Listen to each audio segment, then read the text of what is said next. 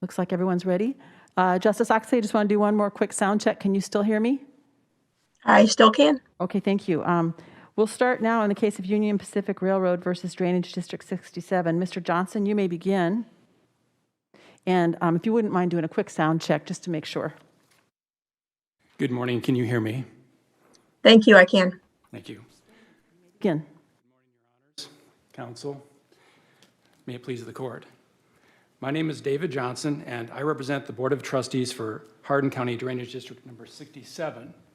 And I thank you for granting further review of the issues that are raised on this appeal. I'm in Wright County, which is next to Hardin County. We have a lot of drainage districts and we have a lot of railroads, so your clarification on this issue will be much appreciated. The District Court and Court of Appeals both erred by overturning the presumption that the reclassification substantially complied with the relevant sections of Chapter 468.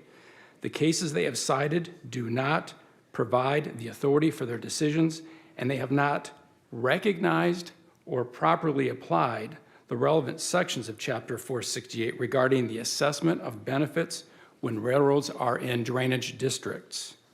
It is necessary that we go through some statutory construction, just like this court did in the Hardin County DD 55 case, where you held the procedures set forth in Chapter 468 should be followed by drainage districts when a drainage improvement crosses a railroad right-of-way versus a bridge or a culvert, where the railroad is solely responsible for that cost.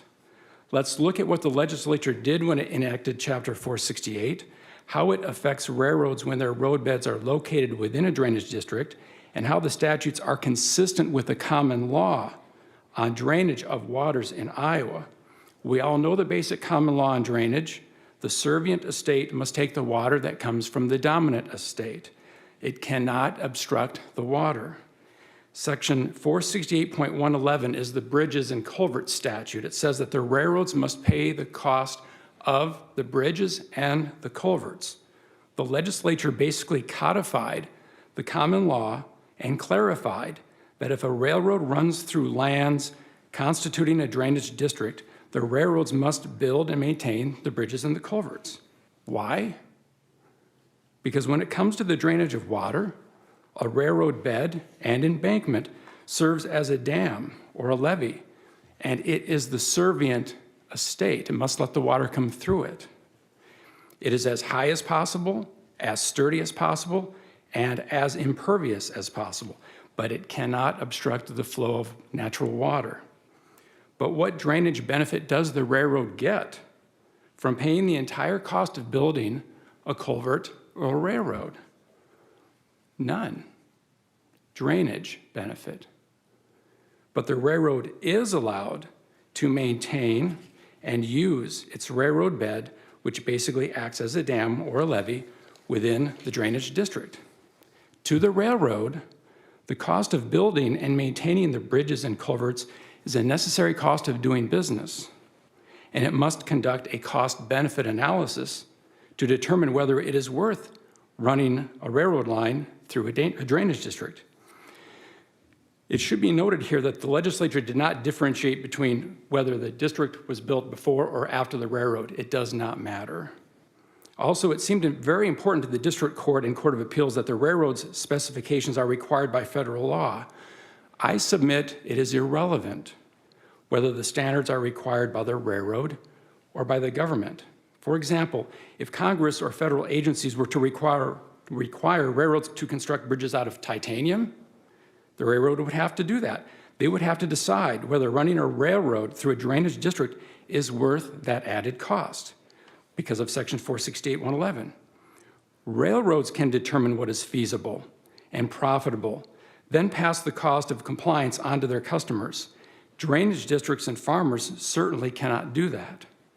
So in Hardin County DD 55, this court observed at page 512, the legislature clearly intended that the railroad bear the expense of ensuring that water would continue as it would without the obstruction of a railroad.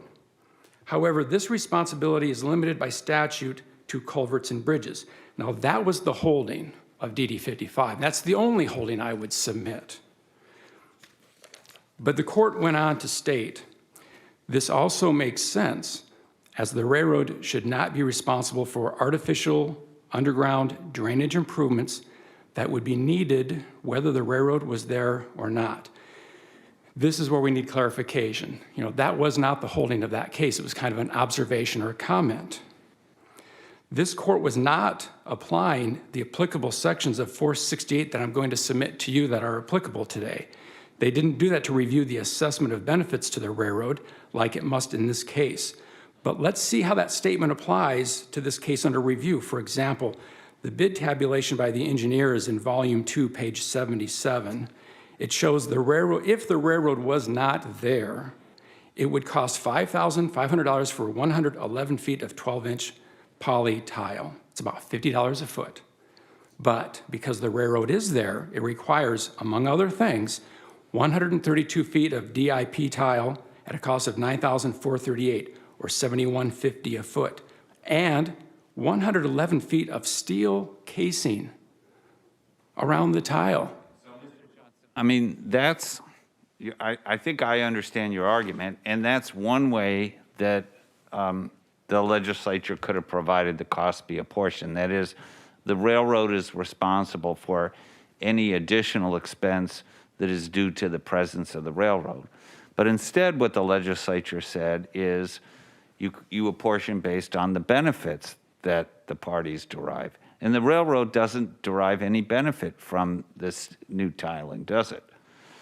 What benefit do they derive? They don't care whether the project's done or not.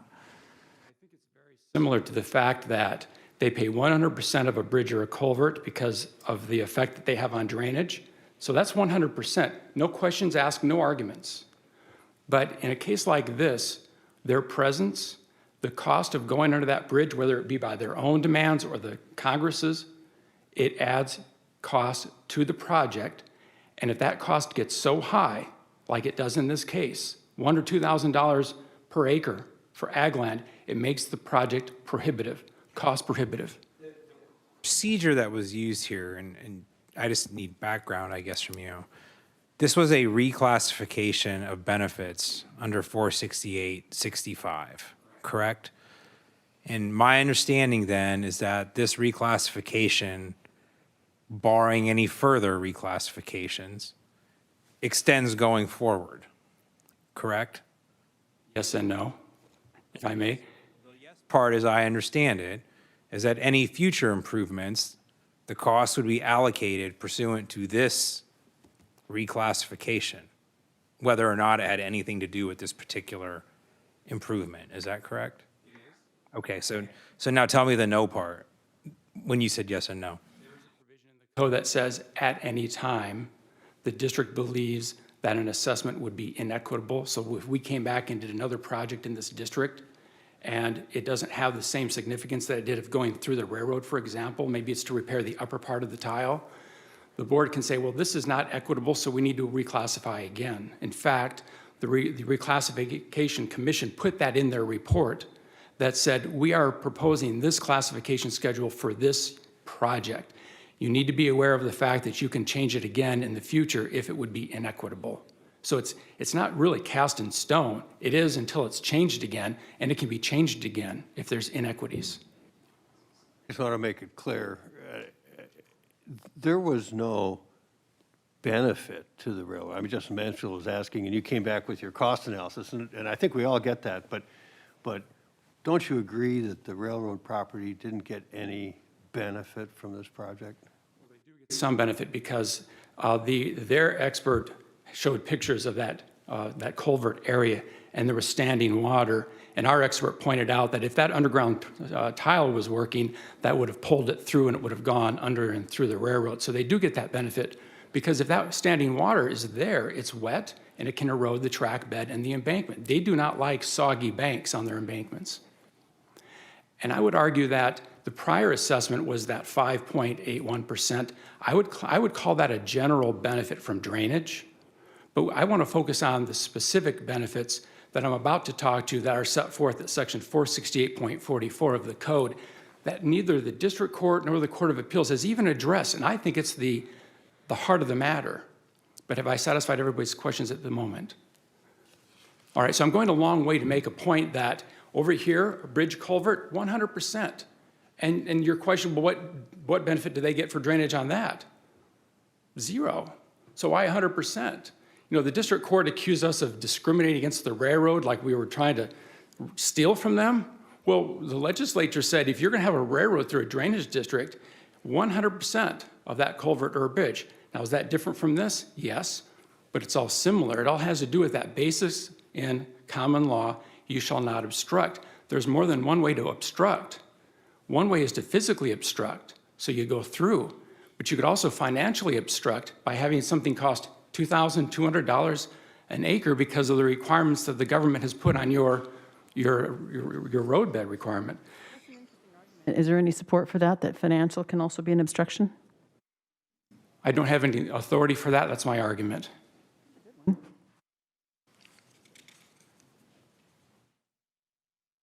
So we need to transfer over to now, what about underground tile?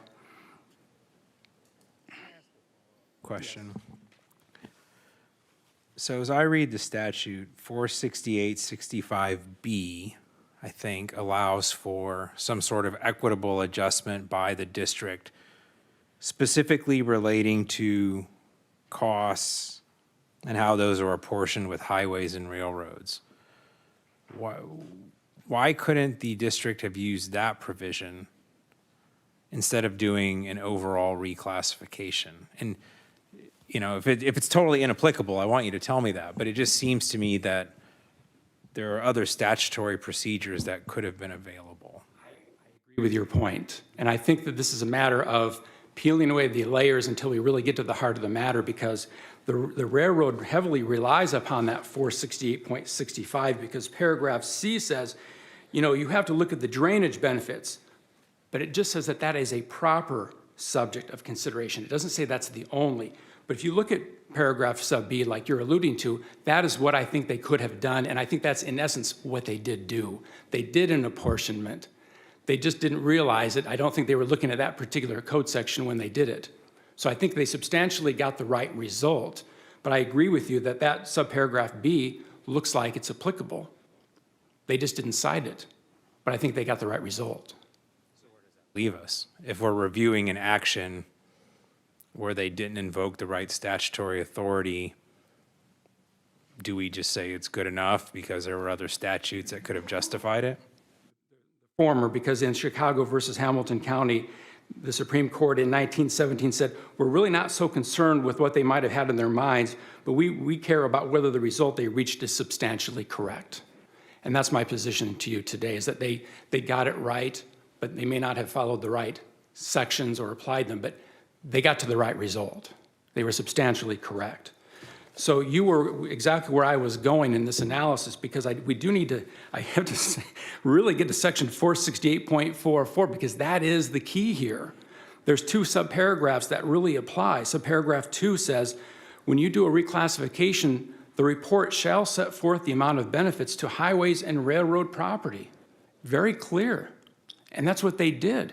And then it continues with the percentage of benefits to each of said other tracts. And it talks about the costs. And then subparagraph 4 is the kicker here. The report shall set forth any specific benefits other than those derived from the drainage of agricultural lands shall be separately stated. So the legislature recognizes that. Could be less costs in maintaining landscaping, et cetera, which is still kind of a benefit. I mean, I'm struggling, quite frankly, as we all are. You've got a cost model, I think. I understand the cost model, and you're saying that's, you know, kind of perfectly acceptable to consider. But when you read the 468.442, shall set forth the amount of benefit, and then any other benefits besides drainage, that doesn't seem to say that endorses your cost approach, I don't think. It just means you have to consider all the benefits. So you've got, I'm sorry to go on here, but you say some benefit because there's some pooling and so forth. that wouldn't amount to 50% of the total assessment. I mean, if that were true as a factual matter, it might be a remand back to recalculate, I suspect. But doesn't benefit mean something other than cost? I think that's the pip of my question, but please help me. A rebuttal, but the benefit is they get to run the railroad through a drainage district as recognized by the legislature when they said, if you're going to go through there, you've got a bridge, you've got a culvert, you pay the cost. It's by analogy that they should have to pay for the incremental expense for going through. Thank you, Mr. Johnson. Mr. Newman?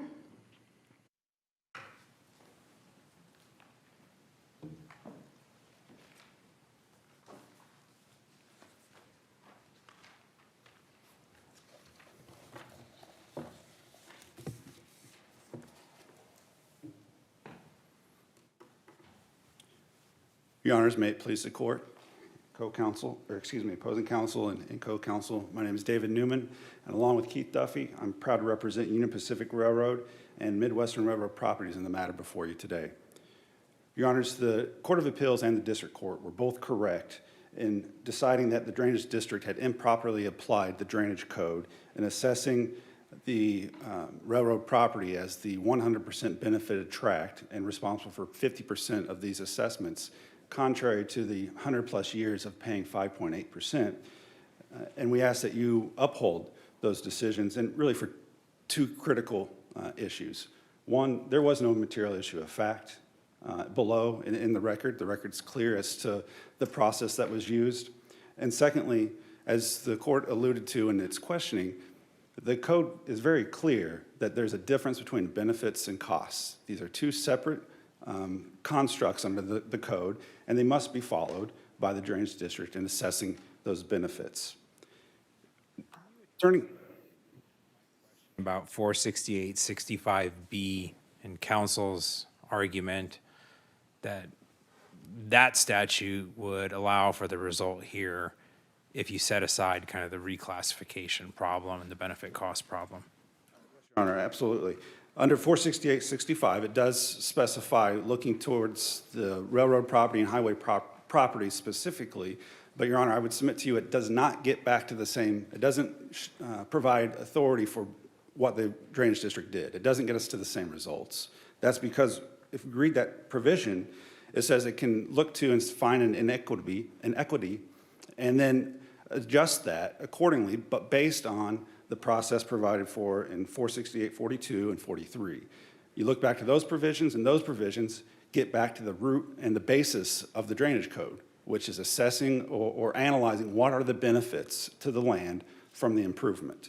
So unless the railroad or the highways under 468-65 enjoy a benefit from the improvement, then you can't use that just to say, well, it costs this much, so we must therefore pay as much as the Drainage District requires. And that really gets back to what the District Court said in its Work does subsection B do? I mean, what you've just said is subsection B says you just reclassify the district according to the traditional cost-benefit analysis. Why do I need a subsection B if it just directs me to do what all the other code provisions do?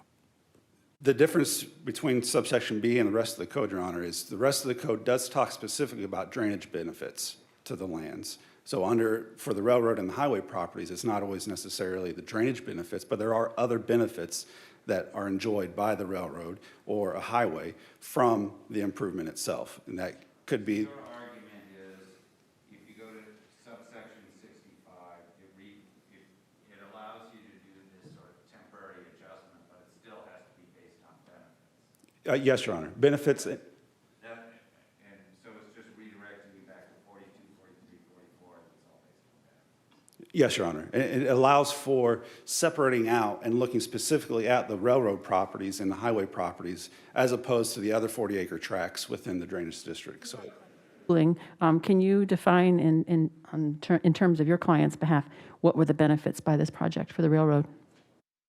from this individual project, Your Honor, I believe there is essentially no benefits to repairing the project. Now, we did not assert below that we shouldn't receive any sort of assessment. Our position has constantly been we should receive the same assessment as we have for 100 plus years because There's been no showing that there's any change in topography, the drainage of the district or anything of that sort to necessitate a change.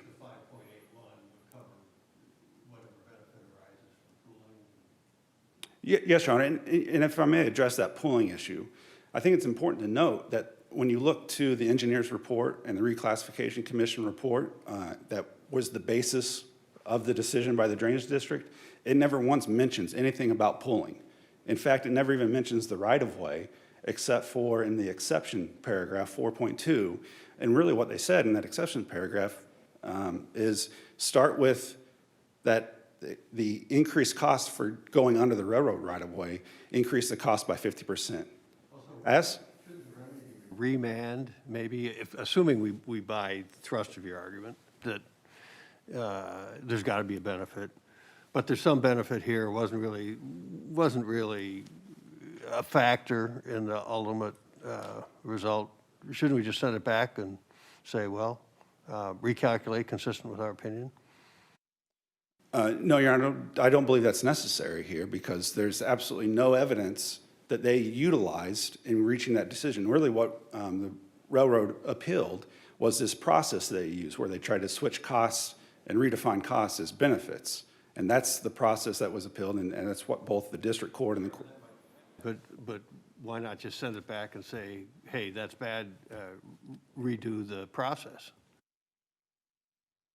Your Honor, I think that is part of the question that the Court of Appeals had and the difference between the district court and the Court of Appeals decision. I believe the district court effectively did that, and the Court of Appeals came back and said, well, we're only empowered to modify a reclassification once it's been set. We're not empowered to void the entire. Record clear on what that magic number would be if it is indeed 5.81%? Is that number in the record? So in other words, if the lower courts were affirmed, would the railroad know exactly what they're supposed to pay? No, Your Honor. And that's primarily because we're just talking cost estimates at this point. There's not actually been any work done. Remand? No, Your Honor, because the decision in any of the court settings here would not result in the Union Pacific or any of the railroad paying something to the drainage district. It merely allows the drainage district to send the classification to the auditor for the county, who would then, as bills come in, would apportion those based on the percentages set in the reclassification. Practical explanation. Does 111 apply here? Your Honor, we're trying to recall, 111 is, no, it doesn't. And thank you for that, because That 113 kind of carries the day on that, but I wanted to make sure because opposing counsel argued that point pretty heavily. for that question, because I think that's really the driver here. And when I mention no material issue of fact, it really starts from that position that this is artificial drainage. This drain tile is bringing water to the right-of-way that would not otherwise get there, and so it's artificial drainage. I believe the drainage code and common law both make a distinction between what is artificial drainage and what is natural drainage. 111 covers natural drainage. If it's natural drainage, a bridge or culvert at that natural waterway, then it is the responsibility of the railroad, and we've never argued any otherwise in this case. But then you go to 113, and that statute basically covers the artificial drainage. If there's artificial drainage, that provision specifically provides that the cost of construction across the right-of-way is an element of damages to the railroad. You know, what the district has done is they've flipped what normally would be damages. They've done this end run around that issue and that statute and said, well, since we're not doing the notice and making the railroad build this, we can call those damages actual benefits. So that distinction, 111, 113, when read together, and as this court did in the Hardin County 55 case, drew that distinction between artificial and natural drainage. So once we're in that area of artificial drainage, then that's a separate line of analysis and apportionment of costs. And that is consistent with the common law as well. It starts with, once that decision's made, this is artificial or natural, once that showing is made, then you go down two different paths and you can't jump back and forth and talk about there being a dam or obstructing flow, because that's just not the case. what extent does our Hardin County case resolve the current issues?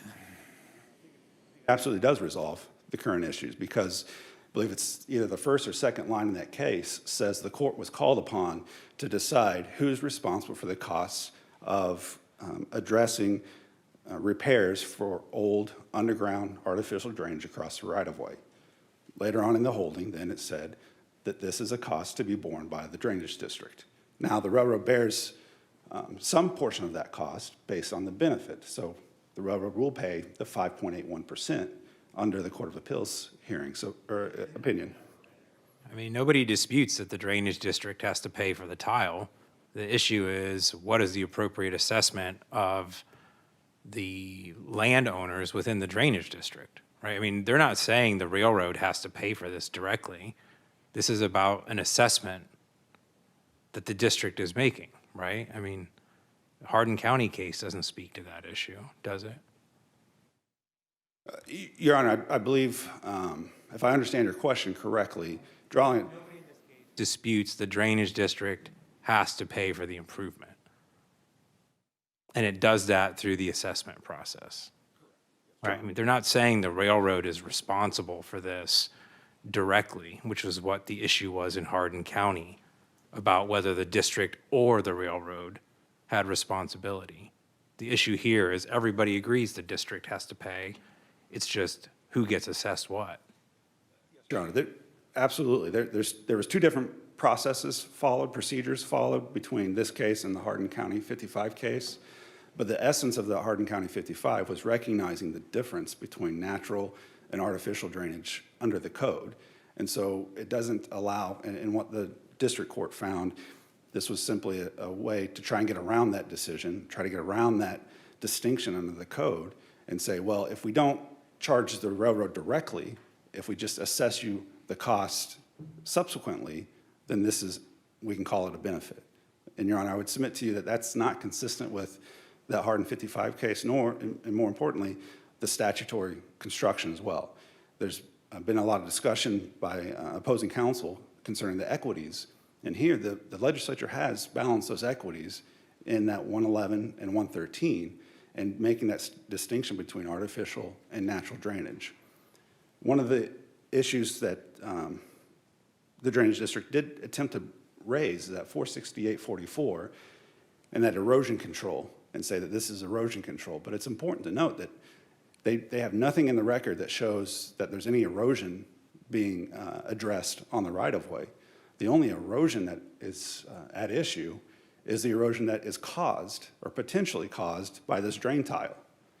And counsel concedes that in his brief at page 26 when he described the erosion being if this drain tile collapses, there's going to be potential sinkholes on the roadbed. And that would be the erosion that they're addressing. So it's not erosion caused by drainage, it's erosion caused by this drain tile being located under the right-of-way.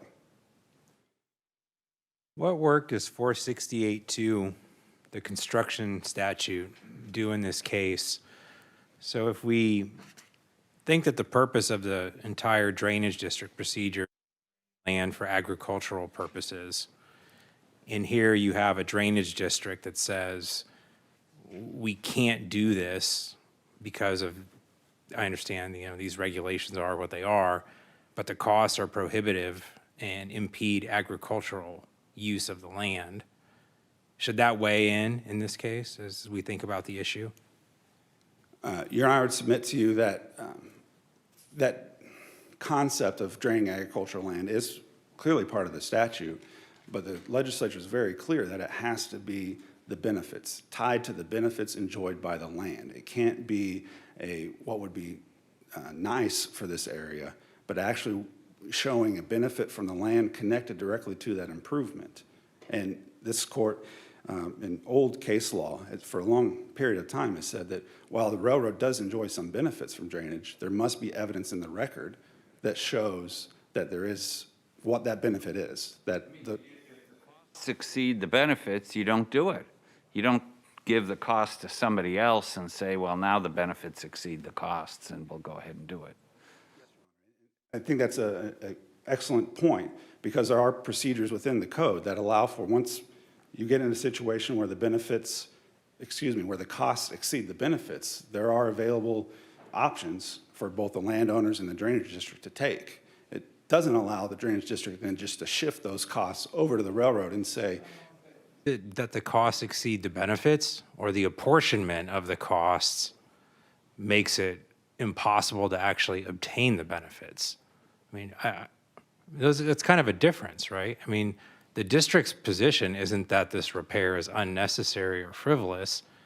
It's that the way it's apportioned now would be inequitable and that the farmers couldn't afford the assessment, right? It's inequitable. It's not a cost-benefit analysis.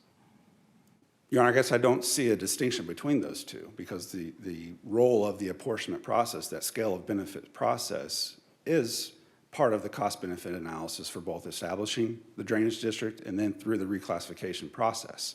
If at some point those benefits don't make sense for the cost that would be incurred, then there's options. It's not that you can shift those to your neighbor and say that your neighbor is responsible for it. That's what the drainage code is designed to do, is to make it equitable across the lands of the district, not allow for the high or the dominant estate to just force it onto the serving estates and things of that nature, but to have a process to determine what is equitable. And what is equitable is using that process that the legislature set forth through the apportionment process, not allowing arbitrary decisions of what is and isn't equitable.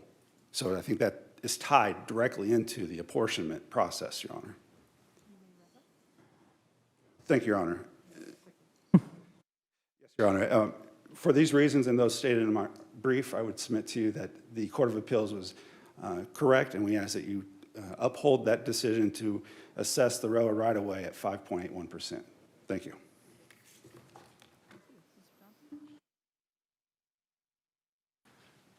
Justice McDonald, thank you so much for clarifying this issue about 111 and 113, because the railroad has been promoting that theory that, well, this is artificial, so we don't have to pay anything. They do, and you're correct. It's just that they have the opportunity to do the work first and then submit it as a damage claim. Then we add up all of the costs of the construction, and then we have to do the assessment. So it can go back to the railroad on the assessment. So you are exactly right. Farmer and not a railroad. Let's say that they come upon a rock formation underground, and it would increase the cost in a similar way. Would the district assign the cost in the same way against a farmer? Your Honor, because in that Pollock ruling, it said if you've got farm ground and farm ground, it doesn't matter if you're going 9 feet deep or 2 feet deep. We're not going to start to make a distinction between that. Those are not the factors that are set forth in the reclassification assessment. Proximity, wet soil types. It could come under that because it's not wet soil types. But no, I would say that that would not matter. This is a separate business. This is separate from ag land. So no. Everybody wants to know, what is the benefit? The farmer can take his equipment over a 12-inch poly tile. The railroad can take locomotives and all the cars they want over a roadbed and an embankment that has a tile through it that is steel, that is covered by a steel pipe, so they can go down that railroad for 50 or another 100 years and not have a problem with it. But they do have an overall obligation not to obstruct the flow of water. So there's a dual purpose here. They've got to not obstruct, but they also want to carry on a business that's completely different from farming, that has completely different requirements. And that's why Section 44 recognizes that and requires that the reclassification commission recognize that. I see you have a question, maybe. Okay. So, you know, there is the one thing that the courts and the railroad doesn't recognize is that they got it right back in 1916 when they signed this contract that said if the railroad wants cast iron pipe, they can bring it all the way into the site in 1916. That's a task. Bring cast iron pipe to the location, and then that will be used. That was their specific benefit. That was their contribution back then if they chose to follow that. Then they had this assessment for the general benefits of drainage. So they got this right 100 years ago. That was equitable. The same thing is applying to today. They want steel around a tile. They want all these procedures done. it's only equitable that they should have to be assessed somehow. The assessment has to reflect those special needs. And that's what the Classification Commission did. It wasn't fraudulent. It wasn't a mistake. It wasn't in bad faith. Equitable in needs, I don't hear benefit. I mean, the railroad does not care if the project is done or not, so why should they pay for half of it? Because the water is not artificial. It's going to go that direction anyway. They're at a culvert. It's going to go that way. But the point I'm trying to make is they do have a benefit that is not necessarily agricultural drainage benefit. It's the benefit of operating the railroad through a drainage district. If it's a bridge, culvert, pay 100% of it. What benefit do they get for drainage from a bridge or a culvert? They just don't want the water. They can't hold the water back. So the benefit to them is they're complying with the common law on drainage. So if they want a titanium rail bed, and now next year it costs $1 million to go through that embankment, what do we do about that? As applying to more than a natural waterway? I mean, the title of 111 is Bridges at Natural Waterway - Costs. It's a river or a stream or a creek. They have to completely span that. Here, because this is an artificial waterway. Exactly the same, but it's analogous. All right, you can't, that's one heck of an extreme cost that the legislature put on the railroad, isn't it? 100%? Why should it go from 100% to zero for underground drainage? Why should it be zero? They have a specific benefit of operating that railroad through that drainage district. We should recognize how much it costs to carry these heavy locomotives and these trains over something that must let the water through. They've got to let the water through. Well, that's not what the statute quite says. I mean, doesn't it almost cut the other way? The legislature knows specifically how to pass the entire cost of bridges and culverts over streams, but that they didn't extend that to, the kind of drainage piping we're talking about today. The assessment process. With a bridge and a culvert, it's very clear they have to pay for it. But underground, it has to go through this assessment process. And the commission has to recognize the non-ag benefits, and they recognize them in this case of the railroad. I'm over. Thank you very much. Case of Union Pacific Railroad versus Drainage District 67 is hereby submitted. And before we start our next case, we're going to take a 5-minute break while the lawyers get set up for Lynette versus State of Iowa. 5-minute recess.